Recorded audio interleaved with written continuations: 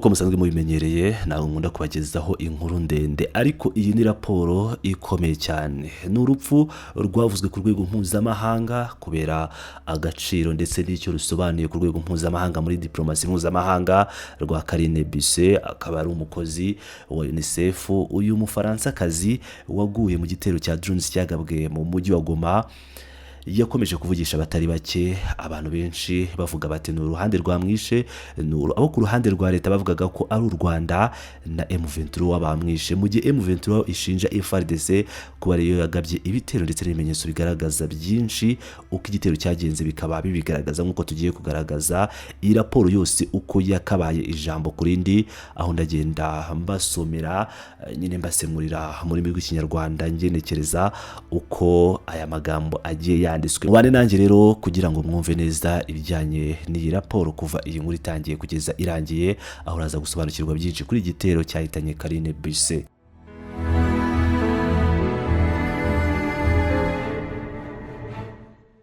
Raporo y'iperereza ryigenga mu by'ubutabazi ku kwica amasezerano yo guhagarika imirwano mu burasirazuba bwa Repubulika Iharanira Demokarasi ya Kongo. Ibitero bya bombe n'ingaruka zabyo zihitana ubuzima bw'abasivile muri Kivu y'Amajyaruguru na Kivu y'Amajyepfo. Ihuriro mpuzamahanga riharanira uburenganzira bwa muntu muri Kongo CIDHC, intambara y'indege zitagira abapilote drones mu byanya bituwe n'abasivile cyangwa mu bice bituwe n'abasivile, urupfu rw'umukozi mu by'ubutabazi Carine Busse, umukozi w'ishami ry'umuryango w'abibumbye ryita ku bana UNICEF mu mujyi wa Goma tariki 12 Werurwe 2026. Ahakorewe iperereza ni muri komine ya Goma, akagari ka Katindo y'ibumoso cyangwa Katindo gauche, akaba ari muri serire ya Golf Avenue Bunagana nomero 002 block number 7, Masisi Centre, Mushaki na Rubaya muri Kivu y'Amajyaruguru no muri Minembwe muri Kivu y'Amajyepfo muri Repubulika Iharanira Demokarasi ya Kongo.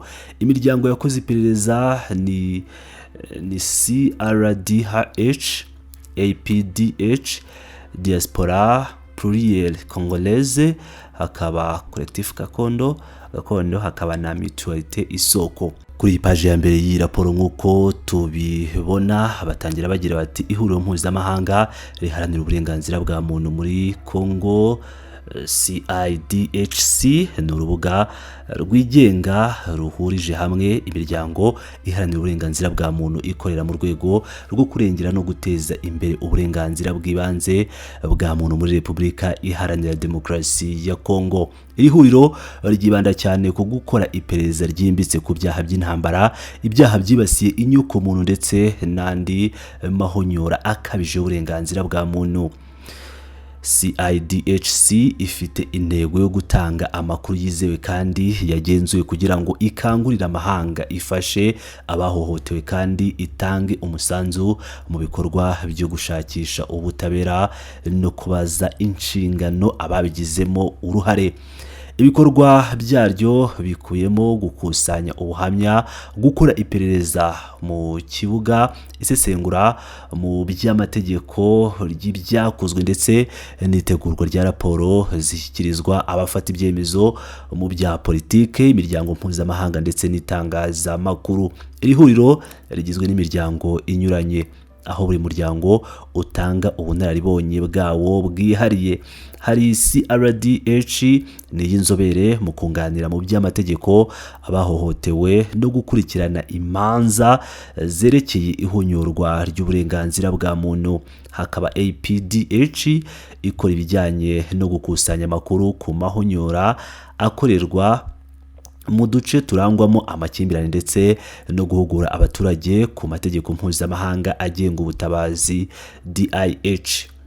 Hari DPC y'inzobere mu gutanga ubufasha mu by'ibikoresho, itangazamakuru no gukora ubuvugizi mpuzamahanga, ikangurira abanyekongo baba mu mahanga kugaragaza ibibazo by'ubutabazi. Hakaba CG Collectif Gakondo ikora ibijyanye no gukurikirana ibikorwa by'urugomo bikorerwa mu duce, gukusanya ubuhamya ndetse no gutanga ubufasha mu mu byihungabana no kubahohotewe, mu byihungabana kubahohotewe. Hakaba mutualite isoko cyangwa isoko igira uruhare mu gutanga ubufasha butaziguye ku baturage bagizweho ingaruka, by'umwihariko binyuze mu kubona ubuvuzi, uburezi ndetse no gusubiza mu buzima busanzwe abahohotewe. Iyi ni imiryango ikorana bya hafi mu gukora iperereza ryigenga, ryimbitse kandi rishingiye ku buhanga, rigamije gukusanya ibimenyetso ku ihonyora ry'amategeko mpuzamahanga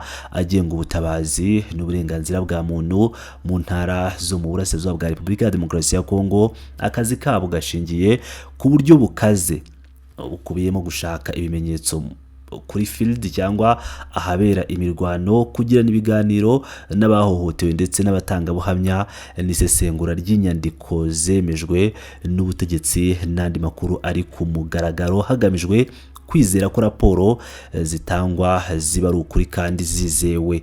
Iri huriro kandi riharanira kongerera ubushobozi inzego z'ibanze no guteza imbere umuco wo kubaha uburenganzira bwa muntu, ritegura amahugurwa y'abaturage, abayobozi b'inzego z'ibanze n'inzego z'umutekano, bityo rigatanga umusanzu mu gukumira ihohoterwa no kubaka amahoro mu duce twibasiwe. Dukomeje kuri paje ya kabiri, iragira iti imiterere y'umutekano n'ubutabazi. Umujyi wa Goma uherereye ku nkombe z'ikiyaga cya Kivu mu ntara ya Kivu y'Amajyaruguru, ni umwe mu mijyi mikuru y'uburasirazuba bwa Repubulika Iharanira Demokarasi ya Kongo. Uyu mujyi utuwe n'abaturage babarirwa mu bihumbi amagana, ubarizwamo imiryango mpuzamahanga y'ubutabazi myinshi, ibigo byita ku majyambere ndetse n'inzego z'ibanze n'iz'akarere. Ubwiyongere bw'abaturage n'uruhare rw'uyu mujyi mu gukwirakwiza ubutabazi biwugira agace k'ingenzi, ariko kibasiwe cyane n'ibikorwa by'urugomo rw'intwaro. Kimwe mu biranga uyu mujyi nyaburanga ni uko uherereye hafi cyane ya Repubulika y'u Rwanda. Gukaza umurego kw'amakimbirane ashingiye ku mutekano hagati ya Repubulika ya Demokarasi ya Kongo n'u Rwanda bihora bishyira uyu mujyi mu kaga k'ibitero bya gisirikare n'imirwano, birimo ikoreshwa ry'indege zitagira abapilote drones, intwaro ziremereye, indege z'intambara n'ibindi bikoresho bya gisirikare kabuhariwe. Goma kandi yakiriye umubare munini w'abavanwe mu byabo n'intambara mu bihe byaranzwe no kwirundanya kw'ingabo nyinshi cyane. Ibitero bitandukanye bya gisirikare bigabwa kenshi imbere mu nkengero no mu karere kose, byateje impfu z'abantu benshi n'isenywa ry'ibikorwa remezo by'abasivile, byongera ubukana bw'ibibazo by'ubutabazi mu mujyi no mu karere kose kahegereye. Mu myaka myinshi ishize, umujyi wa Goma wakoreshejwe nk'icyicaro gikuru cy'ibikorwa bya gisirikare byibasiye imitwe yitwaje intwaro, imitwe isize icyaha cya jenoside ndetse no ku bihugu by'abaturanyi birimo n'u Rwanda. Kwiyongera kw'amakimbirane hagati ya guverinoma ya Repubulika ya Demokarasi ya Kongo n'ihuriro AFC M23 byakajije isura y'intambara ku buryo byatumye hashyirwaho ibihe bidasanzwe by'amage mu ntara za Kivu y'Amajyaruguru na Ituri. Iyi miterere yatumye hoherezwa ingabo z'amahanga zifite ibirindiro muri Goma. Mu gihe cyose ubu bushyamirane bwakomezaga gufata indi ntera, guverinoma ya Repubulika ya Demokarasi ya Kongo yifashishije uburyo bwo kurwanira ku butaka no mu kirere, igerageza gukumira kwaguka kwa AFC M23. Kuva mu kwezi kwa Mutarama 2025, AFC M23 yashoboye kwagura ubugenzuzi bwayo mu kwigarurira imijyi ya Goma na Bukavu ndetse n'uduce tumwe na tumwe, igenzura igice cyangwa mu buryo bwuzuye. Ingabo za gisirikare n'abarwanyi, imitwe yitwaje intwaro n'abacancuro. Amakuru yakusanyijwe na CIDHC agaragaza ko hari imitwe yitwaje intwaro itandukanye ikorera muri ako gace. Ku ruhande rw'ingabo zihurije hamwe na leta, hagaragara ingabo za Repubulika Iharanira Demokarasi ya Kongo FARDC zishinzwe ibitero bisanzwe kugenzura ubutaka. Umutwe uharanira demokarasi no kubohoza u Rwanda FDLR uvugwa mu bikorwa bya gisirikare mu duce twegereye imipaka kandi ukunze gushinjwa ibikorwa by'urugomo rikorerwa abasivile.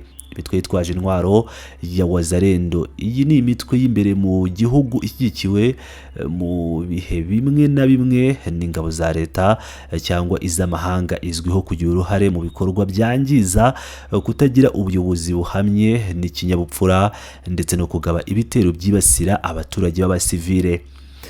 Abacancuro b'abanyamahanga ababo binjiye mu bikorwa bya gisirikare kandi kenshi bakaba bavugwa mu bikorwa by'ihohoterwa bigoye gukurikirana. Hakaba ibyiciro by'ingabo z'igihugu z'u Burundi FDNB zoherejwe mu duce tumwe na tumwe twegereye umupaka nk'igice cy'ingabo zihurijwe hamwe na leta, kandi ibikorwa byazo bikaba bikunze gushyirwa mu majwi mu byago byibasiye abaturage b'abasivile.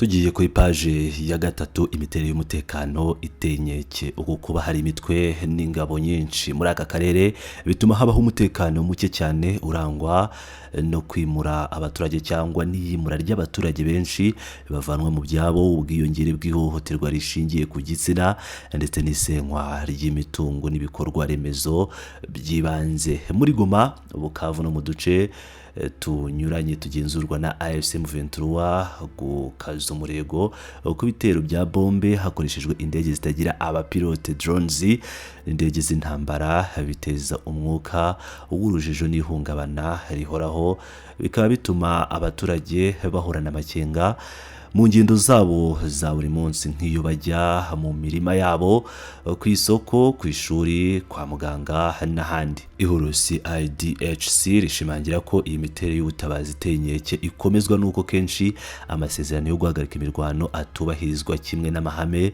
n'amategeko mpuzamahanga agenga ubutabazi, ibintu bishyira mu kaga atari abasivile gusa ahubwo n'abakozi b'imiryango y'ubutabazi bakorera kuri field cyangwa kuri tele ku kibuga.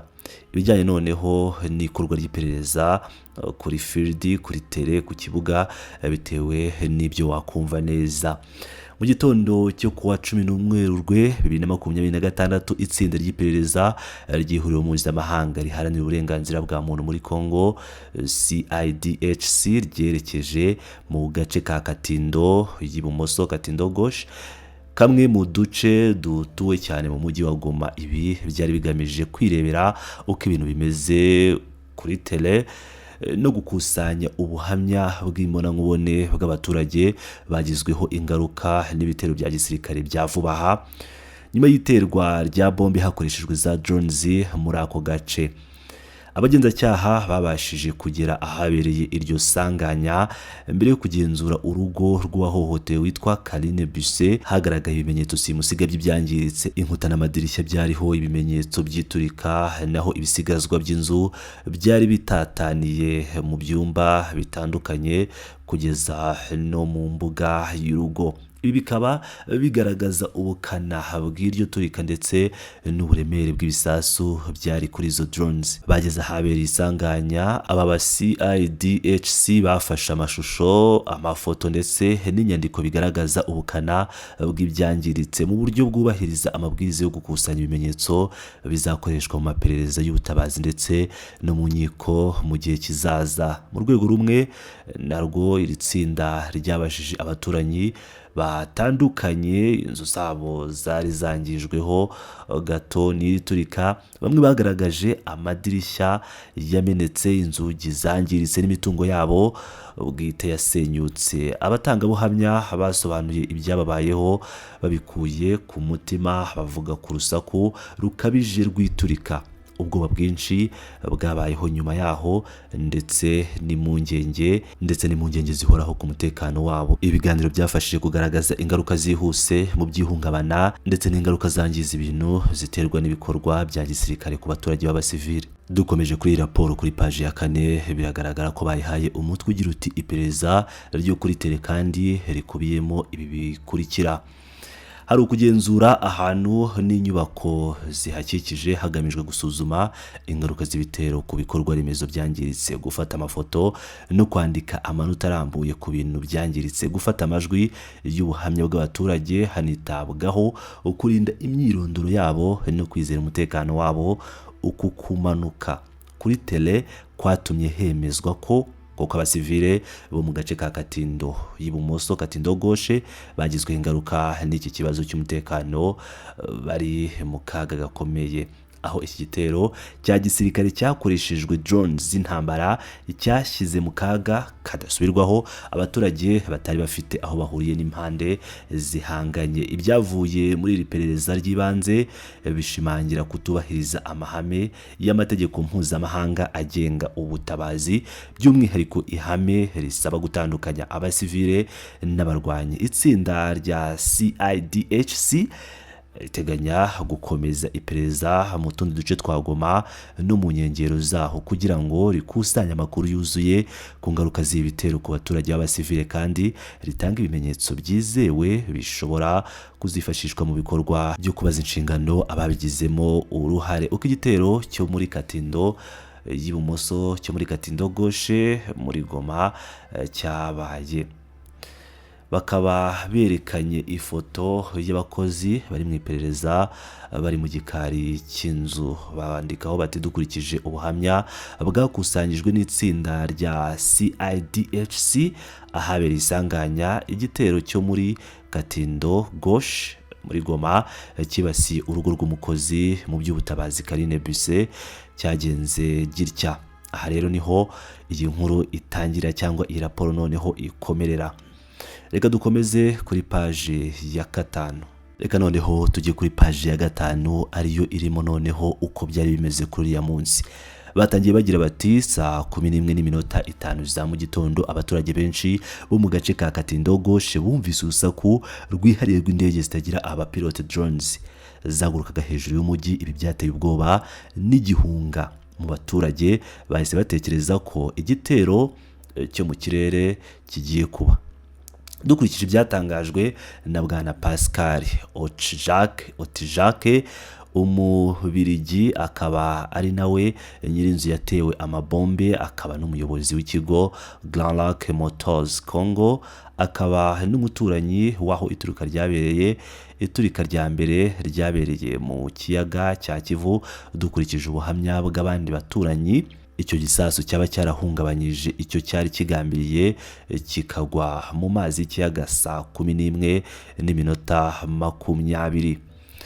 Bakomeza bagira bati ibi bisobanuro bigaragaza ko hakoreshejwe ibikoresho byinshi, no kuvuga drones nyinshi muri iki gitero. Ibyo bikerekana ko cyari cyateguwe neza. Igisasu cya kabiri cy'indege drone cyaguye mu buryo butaziguye ku nzu yabayemo umukozi mu by'ubutabazi Karine Buse, giteza iturika ry'uburyo bukaze cyane. Abagenzacyaha babashije kwibonera ibyangiritse ahabereye iri sanganya, bemeza ko ubuhamya bwakusanyijwe ari ukuri. Ingaruka ziturika noneho, hari urupfu rw'ako kanya rw'umwe mu bagizweho ingaruka ariwe Madame Karine Buse. Ibi bikaba bishimangira uburemere n'ubugome bw'igitero kibasira umusivile wari mu bikorwa by'ubutabazi. Hari imirambo y'abandi bantu babiri bavuzwe ntiyabashije kumenyekana mu buryo bufatika.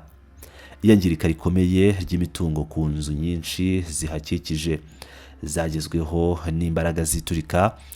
Amadirishya ndetse n'amakaro byaramenetse, ndetse n'ibindi bimenyetso by'iturika byasigaye ku nkuta n'ibisigazwa byanyagiye mu gikari. Abagenzacyaha ba CIDHC bafashe umwanya wo kumva no kwandika ubuhamya bw'abaturage benshi n'abaturanyi bagezweho n'ingaruka. Ubwo buhamya gusobanura mu buryo burambuye igihunga, ubwoba n'ihungabana ryatewe n'iryo turika ndetse n'ingaruka z'igihe kirekire ku mutima w'abaturage. Abaturage basobanuye urusaku rw'izo drones ihinda ryatewe n'iturika n'uburyo bagombaga kwihisha ngo bishakire umutekano. Uku gukurikirana kw'ibihe kugaragaza ubugome bw'igitero no kutubahiriza mu buryo bugaragara amahame y'amategeko mpuzamahanga agenga ubutabazi, by'umwihariko kurengera abasivili n'abakozi b'ubutabazi, bishimangira kandi akamaro ko kwandika buri gace k'ibyabaye kugira ngo habeho kubaza inshingano ababikoze no gukumira urugomo rushya. Tujye noneho ku myirondoro y'umukozi w'ubutabazi wazize ibisasu bya drones muri Goma. Izina ni Carine Boisse, ubwenegihugu n'Umufaransa-kazi française. Umwuga ni umukozi w'umuryango w'abibumbye mu ishami rya UNICEF, ishami ry'umuryango w'abibumbye ryita ku bana. Aho yabaga ni Avenue Bunagana Katindo Gauche, Goma. Tugiye kuri page ya 6. Carine Boisse yari umukozi ufite ubunararibonye mu rwego rw'ubutabazi wari umaze imyaka itari mike mu butumwa bugamije kurengera no gufasha abaturage bakeneye ubufasha mu burasirazuba bwa Repubulika Iharanira Demokarasi ya Kongo. Inshingano ze z'ingenzi ko ari uguhuriza hamwe no gushyira mu bikorwa gahunda zigenewe abana n'abaturage b'abasivile bagizweho n'ingaruka z'intambara mu ntara za Kivu y'Amajyaruguru na Kivu y'Amajyepfo. Akazi ke kashingiraga cyane kuri ibi: hari ugutanga ubufasha ku bana bazize urugomo, abaha ubufasha mu by'ihungabana n'uburezi ku bana bakiri bato bagezweho n'imirwano ndetse n'iyandurwa ry'abaturage. Haruguriza hamwe ikwirakwizwa ry'ibikoresho by'ibanze nk'ibiribwa, imiti, ibikoresho by'ishuri n'ibikoresho by'isuku ku miryango yagezweho n'ingaruka z'ikibazo cy'ubutabazi. Hari ugukora ikurikiranwa n'inyandiko ku by'ubutabazi bukeneye kugira ngo umuryango we n'abandi bafatanyabikorwa mpuzamahanga babashe gutegura ubutabazi bufite intego kandi bukora neza. Hari ugukangurira no guhugura abaturage b'inzego zibanze kugira ngo barusheho kugira ubushobozi bwo guhangana n'amakimbirane no kongera uburinzi bw'abasivile. Carine Boisse rero yarazwi na bagenzi be ndetse n'abaturage ba Goma kubera ubwitange bwe, ubutwari n'umurava yari afite mu gutanga serivisi. Urupfu rwa Carine Boisse ntabwo ari igihombo gikomeye ku muryango we na bagenzi be gusa, ahubwo ni ikigeragezo gikomeye ku muryango w'ubutabazi muri rusange. Urupfu rwe rugaragaza akaga gakomeye abakozi b'ubutabazi bahura nako mu duce turangwamo amakimbirane, cyane cyane iyo rumwe mu mpande zihanganye rurenze ku mahame y'amategeko mpuzamahanga agenga ubutabazi. Imiterere ya politike no kutubahiriza amasezerano yo guhagarika imirwano. Igitero cyahitanye Carine Boisse kije mu miterere ya politike n'iy'ububanyi n'amahanga ikomeye cyane, irangwa n'ingamba zitandukanye zigamije gushyiraho amasezerano no guhagarika imirwano arambye mu burasirazuba bwa Repubulika Iharanira Demokarasi ya Kongo. Muri izo ngamba twavuga amasezerano ya Washington ku wa 15 Kanama 2024 yashyizweho umukono hagati ya Leta ya Repubulika ya Demokarasi ya Kongo na Leta Zunze Ubumwe za Amerika hagamijwe guhagarika imirwano no gutangiza ibiganiro hagati y'impande zishyamiranye. Amasezerano ya Doha ku wa 24 Mata 2025, ku wa 19 Nyakanga 2025, ku wa 14 Ukwakira 2025 n'uwa 15 Ugushyingo 2025 yasabaga guhagarika imirwano ako kanya no kurengera abasivile mu duce twibasiwe n'ibikorwa bya gisirikare. Ihamagarira ryo guhagarika imirwano ryakozwe na Perezida Joao Lourenço ku wa 12 Ugushyingo 2025. Bikaba byari muri gahunda yo gushishikariza impande zishyamiranye kubahiriza amasezerano yazo mpuzamahanga no guha intebe ibiganiro mu bya diplomasi. Nubwo hariho iyi mihate mu bya diplomasi n'imvugo zemejwe n'ubutegetsi bwa Perezida Felix Tshisekedi ku wa 10 Mutarama 2026 zemeza ubushake bwe bwo kutubahiriza amasezerano no kwizera umutekano w'abaturage. Ihuriro mpuzamahanga riharanira uburenganzira bwa muntu muri Kongo CIDHC rigaragaza ko ibyo byemezo n'ubushake bitagaragariye mu bikorwa by'ukuri tele. Tugiye kuri page ya 7, ibyagaragajwe na CIDHC bishimangira ukuri guteye inkeke. Ku wa 2 Mutarama 2026 ibitero by'indege zitagira abapilote drones byagabwe ku manwa y'ihangu ku isoko rya Masisi centre rirangwamo abantu benshi, ku nzu z'abasivile ndetse n'ibiro by'abakozi b'ubutabazi. Muri Mutarama na Gashyantare 2026 imitwe y'inyeshyamba ya Wazalendo n'umutwe uharanira demokarasi no kubohora u Rwanda FDLR zagabye ibitero byinshi ku midugudu n'uduce dutuwe n'abasivili muri Masisi. Kuwa 7 Werurwe 2026 abacancuro b'abanyamahanga bagabye ibitero by'amabombe bakoresheje drones muri Mushaki, Masisi. Ibitero bikaba byaragabwe mu bice bituwe n'abasivili. Kuwa 10 Werurwe 2026 ingabo zishyize hamwe zirimo FARDC n'ingabo z'igihugu z'u Burundi FDNB zagabye ibitero byo ku butaka mu Birunga, Parike de Virunga mu majyaruguru ya Goma, biteza impfu ndetse n'isenywa rikomeye. Iyi miterere igaragaza itandukaniro rikomeye hagati y'ibyo abanyapolitike bemera mu bya diplomasi n'ukuri kuri mu kibuga. Ibi bakora CIDHC ibyita uburyarya bw'ukuri mu bya politike no mu banyi n'amahanga. Abasivile akaba ari bo benshi bazira iyi ntambara bafatiwe mu ruziga rw'urugomo ruhoraho, aho amahame y'ibanze y'amategeko mpuzamahanga agenga ubutabazi, by'umwihariko kurengera abatarwanira mu ntambara n'itandukanywa ry'abasivile n'abarwanyi birenzeho mu buryo buhoraho. CIDHC irashimangira ko iyi miterere idashyira mu kaga umutekano w'abaturage bo mu burasirazuba bwa Repubulika ya Demokarasi ya Kongo gusa, ahubwo inabangamira icyizere gihabwa ingamba mpuzamahanga mu bya diplomasi. Ni ngombwa ko umuryango mpuzamahanga wongera igitutu mu bya diplomasi ukanagenzura mu buryo bukaze iyandikwa n'ishyirwa mu bikorwa ryo guhagarika imirwano, kandi ugashyira inshingano ku bagize uruhare mu mahonyora atandukanye hagamijwe kurengera abasivile no gukumira andi makuba. Hari igenzura ryigenga ndetse n'ibazwa ry'inshingano mu guhagarika imirwano.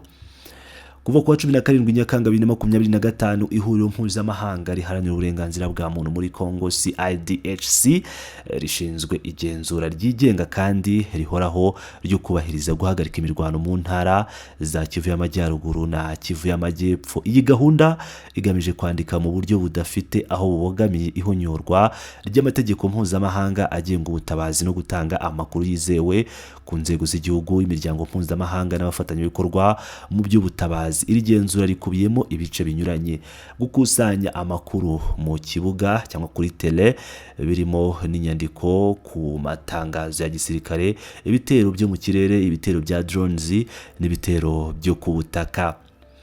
Hari ukugirana ibiganiro bihoraho n'abasivile n'abatangabuhamya bituma hamenyekana ingaruka ku bantu n'ibyangiritse mu mitungo yabo ndetse n'ibyo abaturage bakeneye byihutirwa. Isesengura ry'ingendo z'ingabo n'imitwe yitwaje intwaro hagamijwe kugenzura niba amasezerano yo guhagarika imirwano yubahirizwa, gushyira hanze raporo zigenewe inzego z'igihugu n'iz'amahanga hagamijwe kubaza inshingano abagize uruhare mu mahonyora no gushyigikira ingamba za diplomasi. Iki ni kimwe mu gice kigize iyi raporo twari turi kubagezaho. Raporo ndende, ni raporo ifite page zigera kuri 21, ariko ku bijyanye by'umwihariko ku gitero cyahitanye umufaransa-kazi Karine Buse, tukaba tubona muri raporo iba ari byo tuvuga ko babagarutseho, ariko nanone bakaba bavuze no ku bindi bitero bitandukanye byagiye biba muri Kivu y'Amajyaruguru na Kivu y'Amajyepfo mu bihe bigiye bitandukanye, bagatanga ibimenyetso bakavuga nuko byagiye bigenda.